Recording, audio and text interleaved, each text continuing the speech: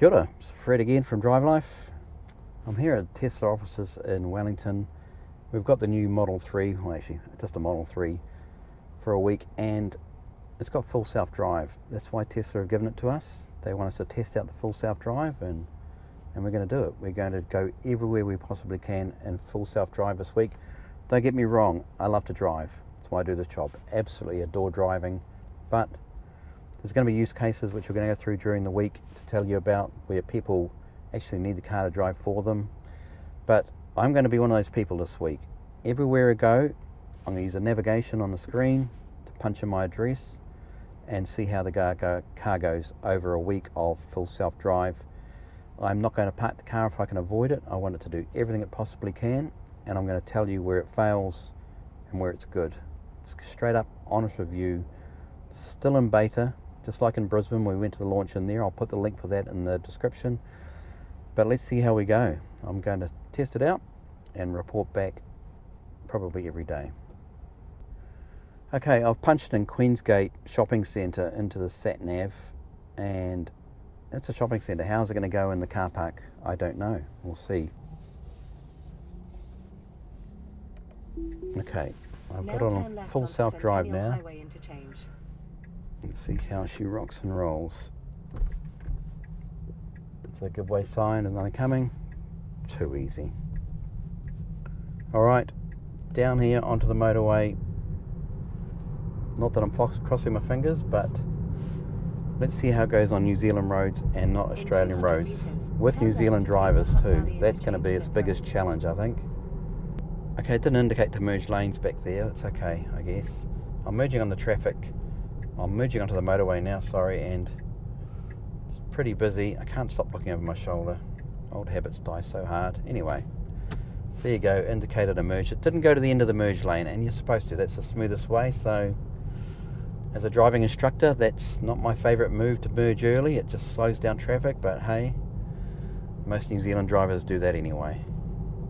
There's a couple of things I've noticed already in a short amount of time. The software, just like we went and saw in Brisbane, it's still in beta, so I just came through an 80k zone into a 100k zone, and the car stayed at 80, so... interchange exit on the left. Are you sure?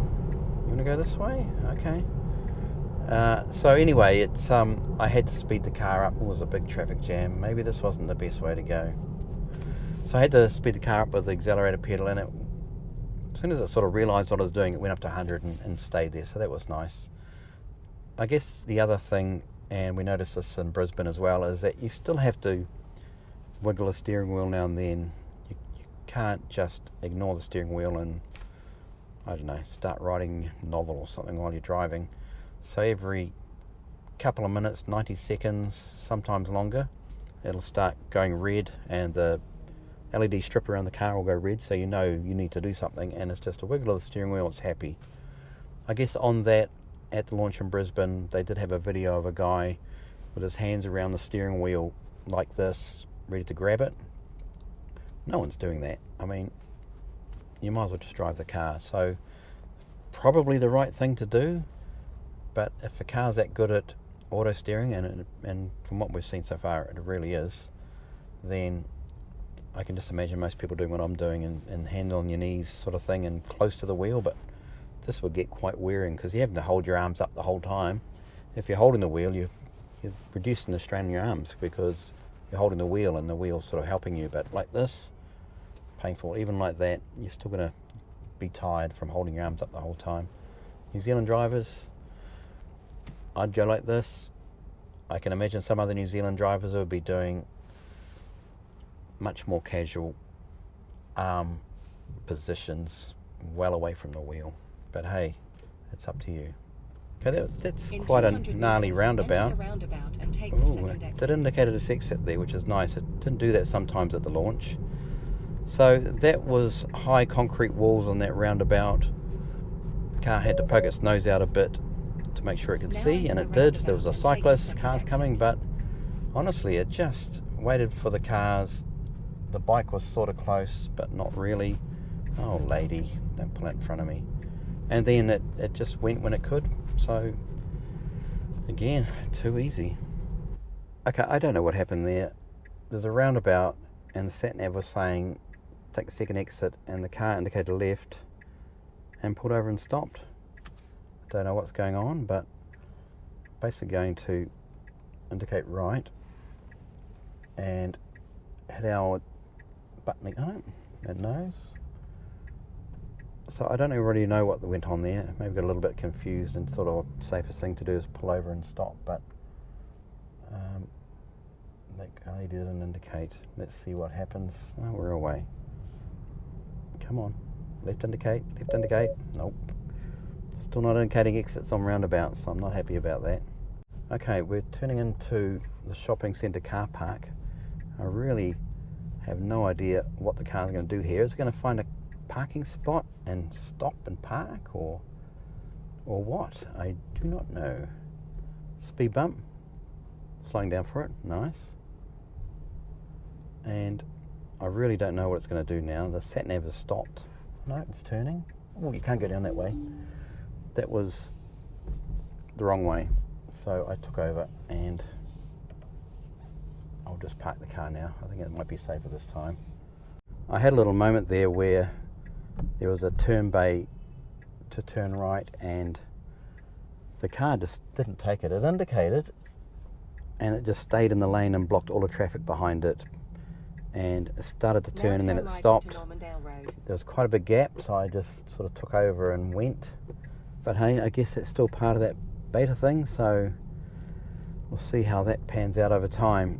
I did get a press release from Tesla saying that in the 2 weeks since full self-drive has been available in New Zealand and Australia, the total distance covered in full self-driving mode, 1 million kilometres. In 2 weeks, that's phenomenal by any means. So in 200 metres, okay, turn it's right a cyclist here. What's he going to do about cyclists? Then turn right to stay on Normandale Road. It's just going to follow the cyclist very, very slowly. It is a corner, but this car's coming behind. I'm going to take over again. I'm heading home. My house is on a fairly windy. My house is on a fairly windy road. Turn left to stay on Normandale Road. I've had a lot of comments from people about really windy roads, and New Zealand's got plenty of them, especially Wellington, massively. So how does it go on a windy road? Does it stay where it should, or does it veer over the lines? It's doing 30 kilometres an hour. This is a 35k posted speed limit on the corner. It's doing all right. We've got cars behind me. In 200 metres, turn right to stay on Normandale Road. It seems happy, but it's turning the bends. It's not really a drama. I wonder if you went faster, whether it would be able to cope with that, but probably. Come on. Okay, I'm going to speed it up. It's just too many cars behind me. Now turn right to stay on Normandale Road. Got a bit of a hairpin coming up though, so let's see if it copes with this. Okay, I'm sure it will. Yep, okay, accelerate out. Come on, let's go. Ah, not too bad. Not too bad at all, actually. It's funny, it just indicated for a lane merge there. Sometimes it does, sometimes it doesn't. You'd think computers, it would say if there's 2 lanes merging, indicate. I don't know why it decides sometimes it's just not going to. It's funny, some people might say that full self-driving just makes you a lazy driver and not observant and not really engaged with the car. That's got some merit to it, but what I have found is because I'm not focused on braking, steering, indicating or anything else, I'm actually spending more time observing what's going on around me because I've got the time to do that rather than focusing on everything else. I'm just making sure I'm looking where I'm going and what's happening around me. So I don't know if it will work for other people or not. I hope so, but it's just something that I've noticed in the car this week.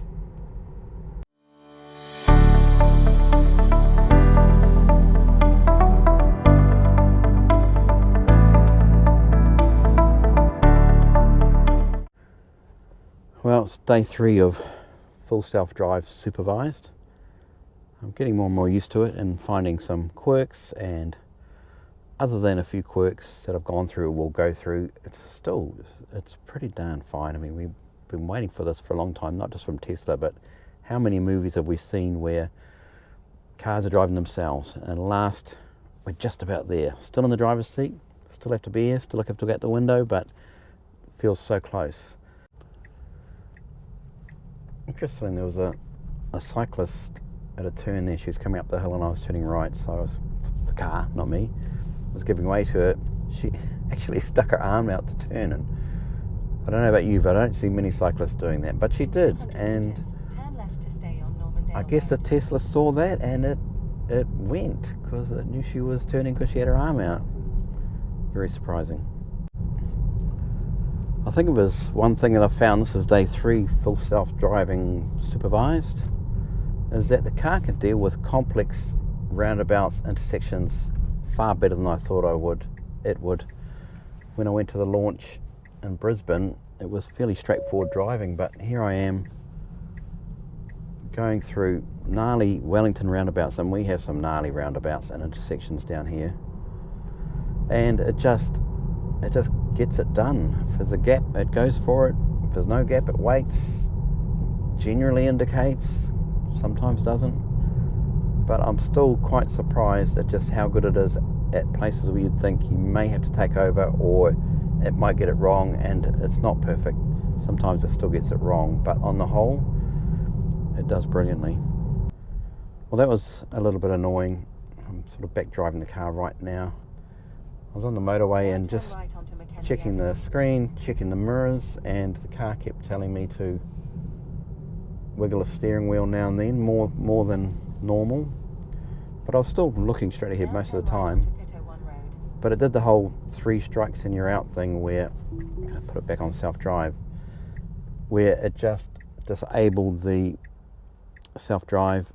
I got my 3 strikes and it was out for the rest of the duration of the drive. So I want to test it out properly, so I actually pulled over, got out of the car, locked it, got back in, rear away again now. But I was being relatively attentive, but it just decided that I wasn't and made the call and turned off the full self-drive. Not a big deal, but slightly irritating. I guess just like motorway on-ramps, off-ramps are a breeze. Here we are at the Picton off-ramp, indicate, turns off. Got a really good distance between us and the cars in front. It's not putting on the brake or slowing down too much before the off-ramp, which is great. That's also very much a New Zealand habit and a bad one. So really happy with that. It just gets it done. Feels like I've been hassling the Tesla full self-drive supervised a bit too much, and I'm just reporting things that don't seem right or are not right, such as the traffic sign recognition. There's definitely issues there where it picks up speed off an off-ramp and then the car slows down. And I don't remember other Tesla models doing that, but anyway, regardless of finding problems or little issues that need to be fixed, it is still bloody brilliant. It is so much more relaxing driving on the open road around town. I'm getting out of the car a lot more refreshed than normally, where you might get a little bit stressed in traffic or it's busy. It's just letting the car drive, and it's hard to put a price on that. It is just so much easier traveling. Yes, now and then little irritating things like it turning itself off too often, but on the whole, it's an amazing system. I'm down a dead-end street and I need to go back that way. I put my address in. The car tried to do a little 3-point turn and just sort of gave up. And I actually don't know what it's doing now. It looks like it's a cul-de-sac here. Now make a right U-turn to stay on Kerry-Roo Bend. I'm thinking, and I'm sort of running out of time a bit here, it needs to get moving, that it's going to just turn around at the end of the street. It's pretty tight. There's a lot of cars parked all over the place, but there is enough room here for it to do a 3-point turn. Swing it around, Tesla. Come on, you can do it. Come on. Okay, it's going to work. Ooh, watch that car there. It probably could have done that better and swung around a bit more to go back further, but hey, not quite 3-point, but close. Is that enough? Apparently it is.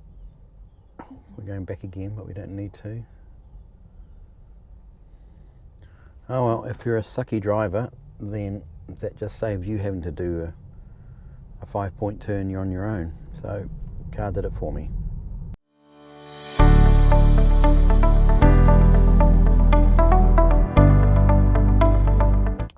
It's day 5 of Tesla full self-drive supervised, and I'm in the Model 3 still. It's been a few little niggly things which I'm going to talk to you about, but first I'll just show you my driveway. So I'm parked in front of my garage. Even though the Model 3 and the new Model Y has a gear change on the screen, Tesla have got an option in there that the car knows I can't go forward because the garage is there. So if I tap to reverse, the car automatically picks reverse and I go backwards. So that's one of those other features that, okay, it's not hard to put the car in reverse or drive, but it just makes it that much easier. And if I go brake now, it puts car in drive automatically. It's nice, just another one of those completely autonomous driving features that's coming through, and it just adds to the driving experience. I've punched in my next address, and as promised, I'm doing every single drive in this car using full self-drive. I'm just sitting outside my house now, and I've punched in my address. All I need to do is press the autopilot button on the steering wheel. The car indicates, make sure there's nothing coming, it does, and I'm off. It's really that simple. If you want to take over again, just press the button again, and I'm in full control. Press the button, and it's away again. If I don't like the speed it's doing because it's too slow, and it does still have that issue that we saw in Brisbane, I can just accelerate with the gas pedal and the car will come up to whatever speed I want it to be. And it's the same on cruise control. So the traffic sign recognition, it's not great. But if I'm in a 50k zone and the car still thinks it's 30, for example, just like every other car out there with traffic sign recognition or adaptive cruise, I can just bump up the speed with the adaptive cruise button and it'll push it up. So even though that traffic sign recognition is not that great, you've still got some options there around changing things for yourself. So not a huge deal. I did show you the turning bay scenario that the car struggles with, and it seems to do that every time, where it won't go into turning bays and it blocks a lane for through traffic. That's not good, and that really needs to be fixed. There's been a few other things. I did mention that the car it does a bloody good job, and surprisingly it probably does its best around complex situations like roundabout after roundabout, lane changes, what have you. It does those really well, but there's some basic functionality like those turn bays that it doesn't cope well with, that it doesn't do well. Traffic sign recognition, I see that being get over, man, on your own side.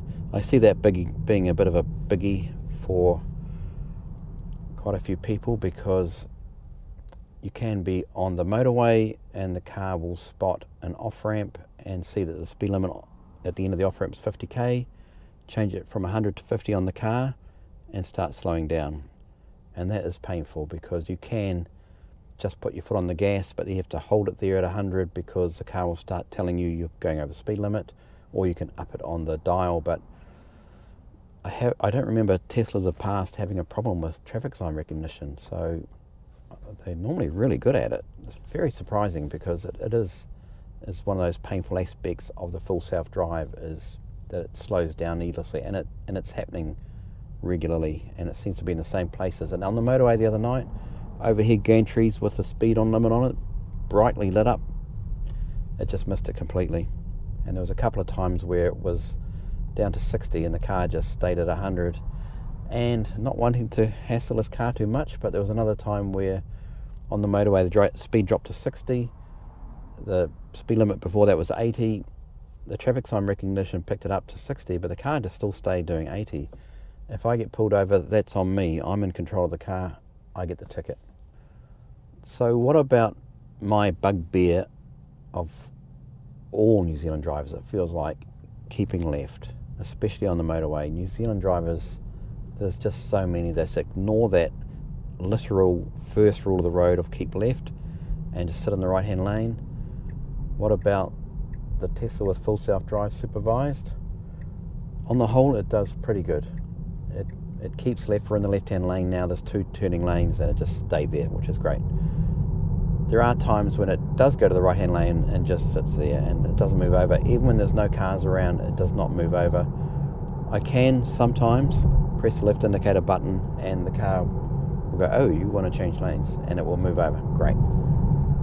There's other times where I press that left button, and even when there's no traffic there, it turns the indicator off and it just sits in the right-hand lane. It's like ignoring me, fair enough. And so, again, a little bit inconsistent there, and I don't know why. I haven't found the reasoning of why it works sometimes and why it doesn't work other times, but really wish it would just keep left. Basic rules.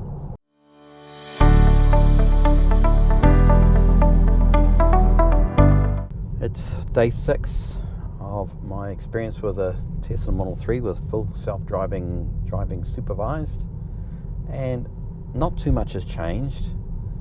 I'm getting more used to it, I'm getting more confident with it, but I'm also finding a few more things out about it that need tweaking. Still beta. Hopefully they take it from beta soon and make it not beta and fix some of the things I've seen that I've already told you about. As I mentioned, my confidence is still high in this car. It's surprising at those sort of complex roundabouts and stuff that it copes with. If there's a but coming, it's still around the driver attention monitoring. 3 strikes and you're out. It will shut itself off, and you won't have autopilot until you restart it again from scratch, the car. But the way it picks up when I'm not paying attention is a little bit annoying. So I've been checking my route because it's picking different routes that I don't want to go on, and when I'm looking at there and picking another one, I get told off. And I mentioned before about just looking at my speed. Look at my speed and it goes, keep your eyes on the road. But part of driving is keeping an eye on your speed. Part of driving is looking out. Why are you indicating? No, don't do that. Part of driving is looking in the outside mirror to see what's there, or I've noticed too sometimes, again, that consistency is not there. No, we don't need to merge yet. Is that I'll be doing a right-hand turn around a roundabout, and I'm looking that way to see what's sort of coming towards me as I'm driving, and I get told off by the car that I'm not paying attention to the road, but that's part of driving too, so should not do that. So not massively annoying, but yes, I know. Well, we're merging, buddy, so that's why my indicator's on. So yeah, that part of it, it should let me drive the car as well as it. I'm paying attention to the road. Let me pay attention and stop growling me so much when I'm doing the normal sorts of things that you might do while you're driving. That would be really cool. In the last video, no, why do you want to go left? This is not the right way. We're supposed to be going right at this roundabout, buddy, aren't we? Oh, I don't know. Let the car go. Okay, so let the car do it. You saw in the last video how the car was trying to merge early at the end of the motorway, 2 lanes into one. It hadn't done that before, and I keep talking about consistency. It did it again a few minutes ago where, same thing, 2 lanes merging into one. You can go. Okay, we'll wait. No, we're not. So 2 lanes merging into one, and then it started to merge early. It just started to put its indicator on before the end of the merge. And you know, the proper way to merge is to get to the end of the merge lane, 1 for 1, merge like a zip, all that stuff. It was not merging like a zip. It was trying to get out early into the other right-hand lane for really no reason. So, don't know what was going on there, but I sort of just cancelled it and took back over and got the end merge lane, put the autopilot back on again, and it did it right. So weird it wasn't doing that the other day, and today it's not merging correctly. Maybe tomorrow it'll be merging correctly. Don't know.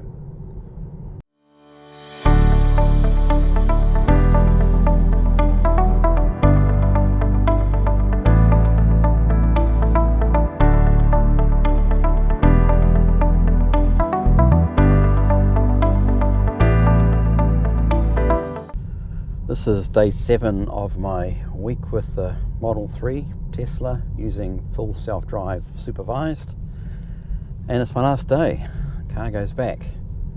And so I thought I'd do a summary of what it's been like. And we talked to you along the way, so you sort of got an idea of the good stuff and the not so good sort of semi-glitchy stuff.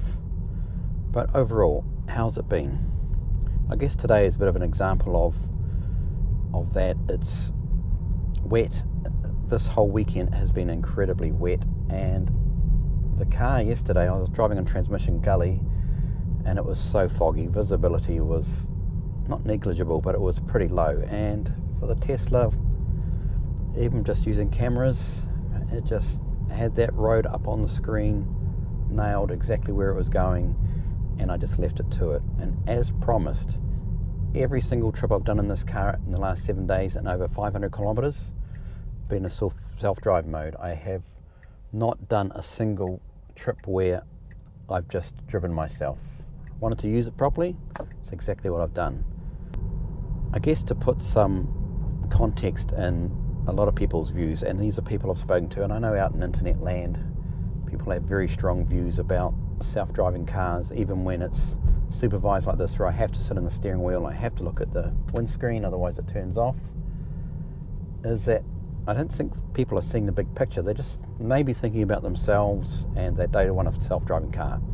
Don't freaking buy one. It's so simple. But can you imagine those people at some point, one of those men or women who diss the self-driving car because they want to drive themselves, and then they break an arm or a leg, or they have an operation. All of a sudden, if they were just to drive themselves anywhere, they're not disabled, but they've lost their independence. They effectively cannot drive the car, not safely especially. So for those times, this is perfect. You're at home, you go into the hospital because you had an operation and you need to check up on something. You punch the button, hospital, car drives you there.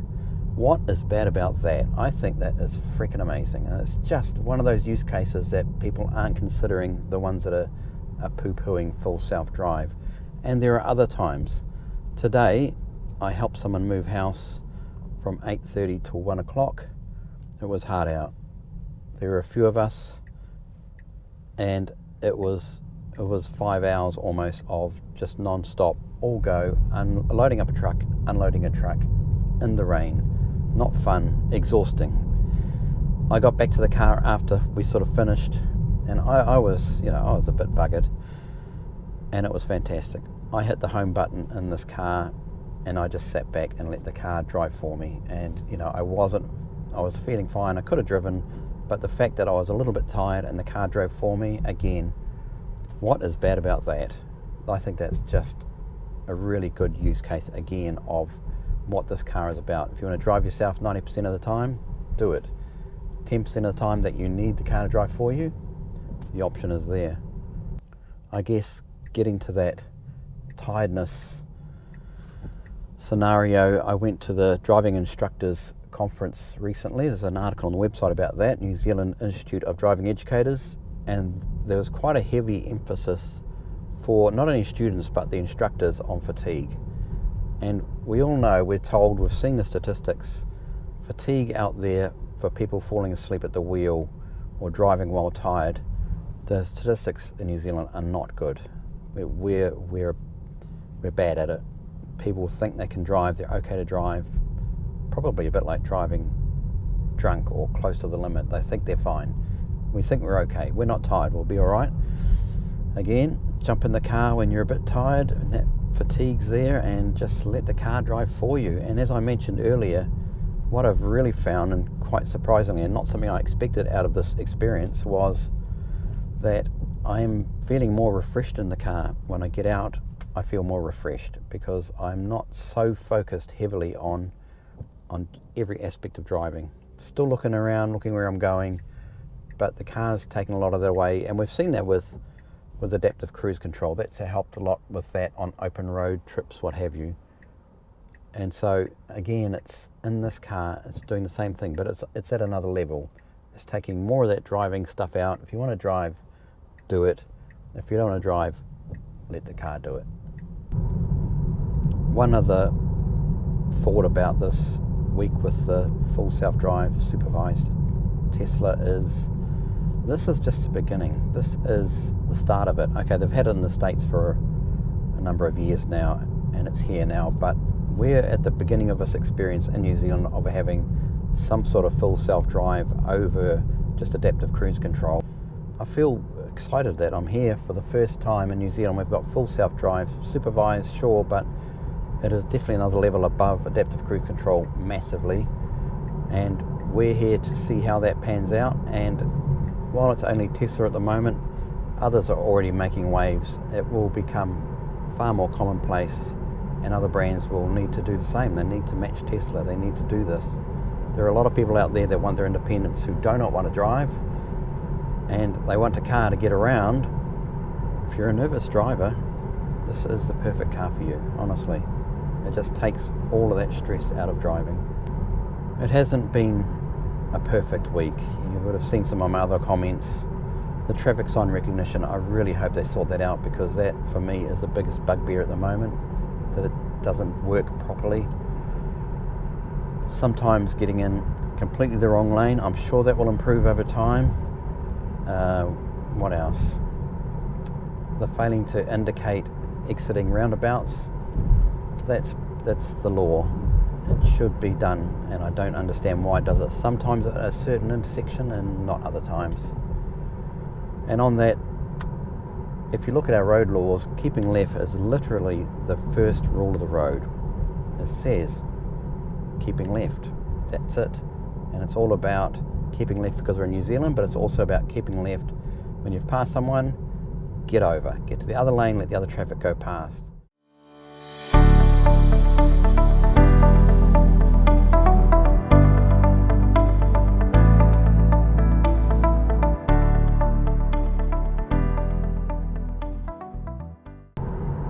So that's it. That's my 7 days and over 500 kilometres of full self-driving. It's better than I expected it to be at complex roundabouts and what have you. Worse than I expected it to be at basic road rules. But surely that is easy fixed. It's got the complex stuff sorted. Let's just force the software to indicate for every exit of a roundabout and keep left. And we're nearly there. I know it's still in beta. I hope it doesn't stay in beta forever, surely. But it is very, very good. And if you're a doubter, I suggest you just go to a Tesla dealership and try it out. It is impressive, quite amazing as well, and we're at the precipice of a whole new era of travel, and I like that.